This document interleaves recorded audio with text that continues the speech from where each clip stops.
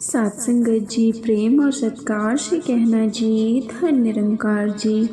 सत्संगत अक्सर हम सुनते हैं रातों को सपने में नहीं या हकीकत में सुनते हैं सत्संगत, जो कि रात में कुत्ते गंभीर रूप से रोने की आवाज़ निकालते हैं। तो सत्संगत, क्या ये गंभीर सी आवाज़ें किसी का घटना, शुभ शुभ बातें आपने अपने कानों तले सुने ही होंगे सत्संगत, कि लोग कहते हैं कि यह उनका कुत्ता का रोने का बहुत ही अपशगुन माना जाता है। लेकिन क्या यह सच होता है? अक्सर लोग गांव देहात में कहते हैं कि यह कुत्ते का रोना किसी अपशगुन माना ही जाता है।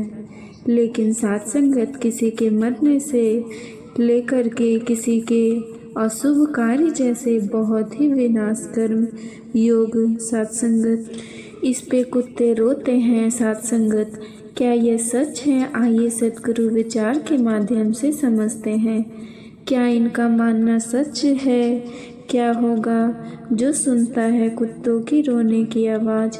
इनमें आइए जानते हैं सब कुछ इस वीडियो में। बिना देरी किए चलते हैं सत्संगत वीडियो की तरफ। उससे पहले चैनल पे नए होंगे, चैनल को सब्सक्राइब कीजिएगा, साथ ही इस वीडियो को अंत तक देखिएगा। छोड़ छोड़ के देखने की गलती ना कीजिएगा, क्योंकि आधा अधूरा ज्ञान हम जानते ही हैं बहुत ही ज़्यादा विनाशकारी हो सकता है सत्संगत। कहानी है जिसे सुनने के बाद आपके रोंगटे खड़े ना हो जाएं। तो कहिए, गांव के बाहरी छोर पर स्थित एक छोटे से घर है। उस घर में रामू और उसकी पत्नी सीता रहती हैं। उसकी जिंदगी साधारण थी सत्संगत, लेकिन परेशानियां से भरी हुई। रामू एक किसान था और सीता घर के कामों में लगी रहती थी। उनकी जिंदगी में सुख शांति कम और चिंताएं ज़्यादा थी सत्संगत।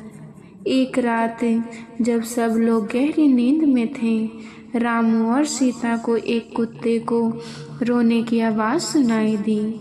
ये आवाज़ इतनी दर्द भरी थी कि राम सीताराम से पूछे कि ये कुत्ता आखिर क्यों रो रहा है। यह आवाज़ सुनकर मन बहुत बेचैन हो रहा है।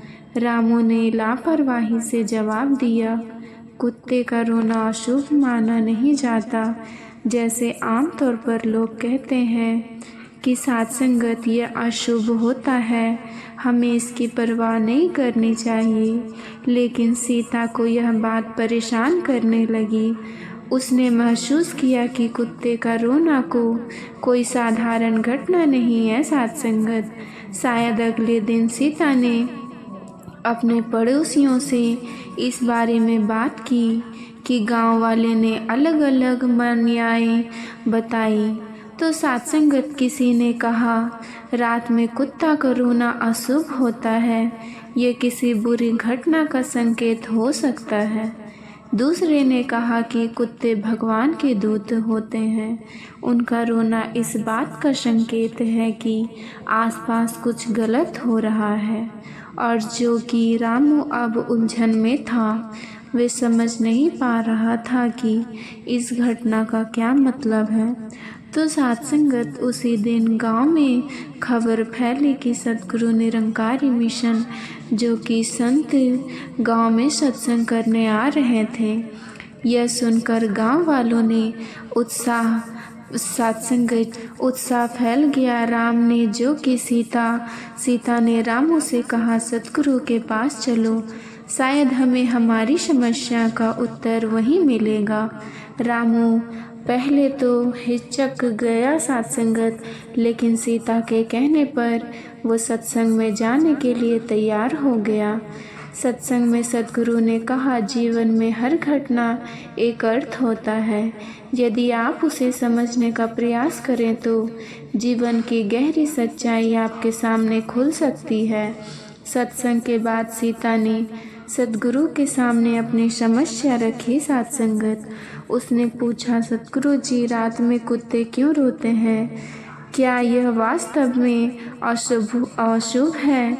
जैसे लोग कहते हैं साथ संगत। सद्गुरु जी मुस्कुराए और बोले, कुत्ते का रोना केवल एक प्राकृतिक घटना नहीं है, यह कई चीज का प्रतीक हो सकता है, लेकिन सबसे पहले महत्वपूर्ण यह है कि यह हमें आत्मनिरीक्षण करने और आसपास की ऊर्जा को समझने का संकेत देता है। साथ संगत जी, सद्गुरु ने विस्तार से समझाया, कुत्ते का रोना कुछ कारण से भी हो सकता है। कुत्ते भगवान के संदेश माने जाते हैं, जैसे संदेश पहुंचाने का कार्य करते हैं। उनका रोना हमें यह सोचने पर मजबूर करता है कि हमारे जीवन में क्या गलत हो रहा है, और कई बार कुत्ते आत्माओं की उपस्थिति को भी महसूस कर सकते हैं। तो साथ संगत, यह उनकी स्वाभाविक प्रकृति है। कई बार उसका रोना केवल भूख, डर या फिर अकेलेपन का परिणाम हो सकता है। इसे शुभ समझने के बजाय हम उनकी ज़रूरत को भी समझना चाहिए। ऐसा ना हो वो भूखा हो और आप अपनी अशुभ घटनाओं के विषय में सोच रहे हैं। कई बार हो सकते हैं साथ संगत, इस घटना को अशुभ मानने के बजाय इसे आत्मनिरीक्षण और प्रार्थना का अवसर मानना चाहिए। तो साथ संगत, उन्होंने राम और सीता को कुछ महत्वपूर्ण बातें बताई। यदि किसी की नकारात्मकता को महसूस करें तो भगवान की भक्ति करें, यह आपके मन और स्थान को शुद्ध करेगा। यदि कोई कुत्ता रो रहा है तो उसके पास जाकर ये देखें कि उसे कुत्ते जो कि भूख या फिर डर या कोई परेशानी तो नहीं। सेवा से जीवन का बोझ हल्का हो सकता है। साथ संगत, आपका घर और मन शुद्ध होना चाहिए, इसके लिए सत्संग, ध्यान और का मार्ग अपनाना चाहिए। साथ संगत जी, सतगुरु की बातें सुनकर राम और सीता का दृष्टिकोण बदल गया। उन्होंने कुत्ते को रोने को अब डर या अशुभ संकेत नहीं माना, बल्कि इसे आत्मनिरीक्षण का अवसर बनाया। उस रात जब कुत्ते ने फिर से रोना शुरू किया तो रामू और सीता ने प्रार्थना की। उन्होंने देखा कि कुत्ते भूखा था। उन्होंने उसे रोटी खिलाई और उसके साथ कुछ समय बिताया। तो साथ संगत, कुत्ते का रोना बंद हो गया और रामू और सीता मन में अशुद्ध शांति का अनुभव हुआ।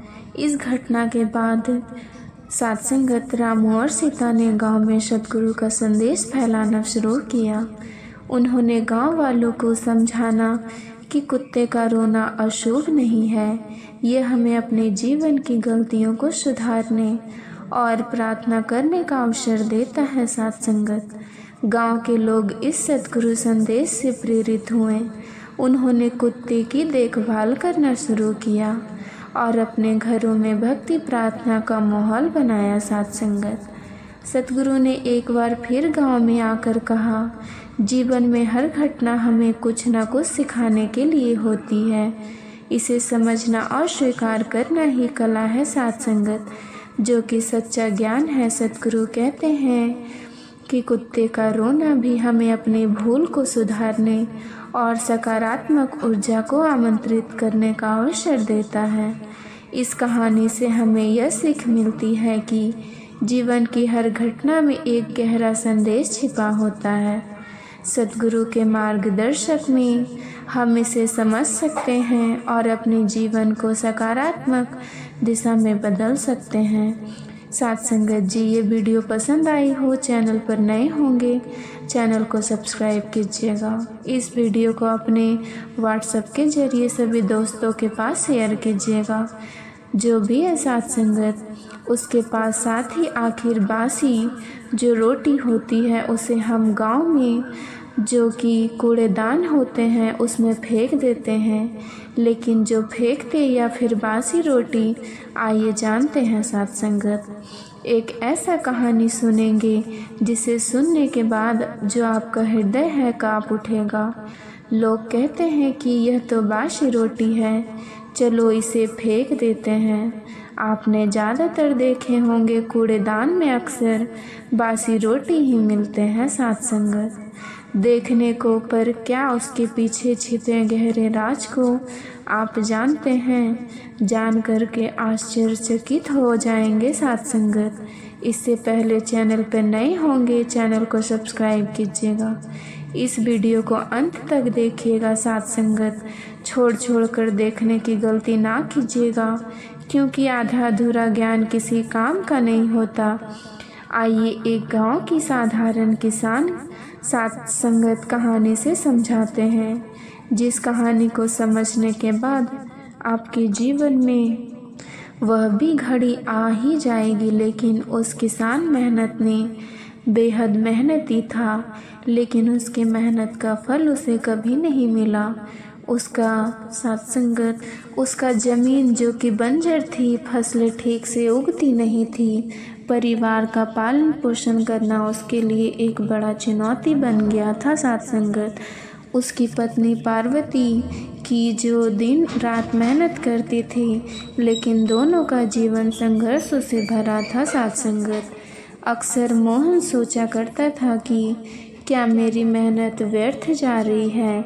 भगवान ने मेरे लिए क्या तय कर रखा है? मोहन के पास इतने पैसे नहीं थे कि वो अपने परिवार के लिए हर रोज़ ताज़ा खाना बना सके। अक्सर घर में बनी रोटी अगले दिन बासी हो जाती थी। वही खाना खाकर गुजारते थे सत्संगत। मेहनत को यह जीवन बोझ जैसी लगने लगी। वह उदासी से परेशान रहने लगा सत्संगत। ऐसे ही उनमें एक बड़ा ही निर्णय लिया कि जैसे वो उदास और परेशान रहने लगा, मोहन गांव का दूर दराज में एक बसा था सत्संगत जी, जैसे कि खुद गांव से बहुत ही दूर पर बसा था। लेकिन सत्संगत एक दिन गांव वालों ने सुना कि सद्गुरु निरंकारी मिशन के प्रचारक गांव में आ रहे हैं। लोगों के चर्चा कर रहे थे यही सुनना कि सद्गुरु का आशीर्वाद इंसान की सारी परेशानियां दूर कर सकता है। उसके प्रवचन जीवन को नई दिशा देते हैं सत्संगत। मोहन को भी यह बात पता चली, लेकिन वो हंसी में उड़ा देता। उस पार्वती से कहा, क्या कोई संत आकर हमारे दुख दूर कर सकता है? यह फिर कहने की बात। लेकिन पार्वती को विश्वास था। उसने मोहन से कहा, सतगुरु जी को एक बार उन्हें बुलाने की कोशिश किए जाए, शायद कुछ समाधान मिल जाए। पार्वती ने मोहन से आग्रह की। सत्संग में जाने को तैयार हो गया सत्संगत। तो सत्संगत जी सतगुरु जी का सत्संग शुरू हुआ। उन्होंने कहा, जीवन के हर चीज का महत्व तभी आ सकता है जब आपके भीतर का आत्मज्ञान जागृत हो। संसार की चीजें अस्थाई है, लेकिन इसे सेवा, भक्ति और सच्चाई का मार्ग अमर है सत्संगत। सतगुरु ने एक कहानी सुनाई। एक कहानी, एक बार एक राजा ने एक साधु से पूछा, जीवन का सबसे बड़ा खजाना क्या है? साधु ने मुस्कुराते हुए कहा, वह खजाना तुम्हारे भीतर है। जब तुम अपने अंदर प्रेम, विश्वास और सेवा का भाव जागृत करोगे, तभी तुम्हारा असली खजाना मिलेगा। सत्संगत राजा ने साधु की बात मानी और उसका जीवन बदल गया। मोहन ने यह सुनकर सोचा, क्या मेरी खजाना मेरे भी भीतर? लेकिन मैं इतना गरीब हूँ, मेरे पास ना तो धन और ना ही समाधान। सतगुरु ने प्रवचन में कहा, धन या गरीबी केवल मानसिक स्थिति है। असली धन वह है जो दूसरों को देने में सक्षम हो। तो सत्संगत अक्सर यह बात मोहन के मन में कई सत्संगत जी घर करने लगी। उसने सोचा, मैं क्या सत्संगत जी क्या दे सकता हूँ? मेरे पास तो कुछ भी नहीं है। सत्संग के बाद मोहन ने सतगुरु निरंकारी जी से मिलने का निर्णय लिया। वो उनसे उनके पास गया और कहा, सतगुरु जी मैं एक गरीब किसान हूँ, मेरे पास देने के लिए कुछ भी नहीं है, मैं आपकी सेवा कर सकता हूँ। सत्संगत जी सतगुरु मुस्कुराए और बोले, तुम्हारे पास जो भी है वह बड़ा उपकार है। कोई भी सेवा छोटी या बड़ी नहीं होती। अपने मन में सच्चाई और प्रेम रखो। मोहन ने सिर झुका लिया और कहा, मेरे पास तो केवल बासी रोटियां हैं। सतगुरु ने कहा, बेटा, बासी रोटी भी अमृत बन सकती है अगर उसमें भक्ति और प्रेम हो। मोहन को यह बात समझ नहीं आई, लेकिन उसने तय किया कि वो अगले दिन अपनी बासी रोटी को गरीब में बांटे। सत्संगत जी अपनी बासी रोटी को गरीब में बांटे। अगले दिन मोहन ने अपनी बासी रोटियां को एक कपड़े में लपेटा और गांव के बाहर एक गरीब दोस्त बस्ती में चला गया। सत्संगत उसने वहां कुछ भूखे बच्चे को देखा।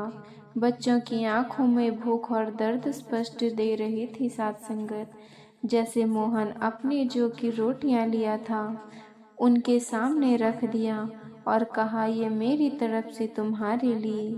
बच्चे ने सत्संगत खुशियां जो की रोटी खाई और मोहन को धन्यवाद दिया। पहली बार मोहन के दिल में एक अद्भुत शांति और संतोष का अनुभव हुआ। उसने महसूस किया कि यह बासी रोटी वास्तव में ध्यान से बढ़कर है, क्योंकि उन्होंने किसी की भूख मिटाई थी।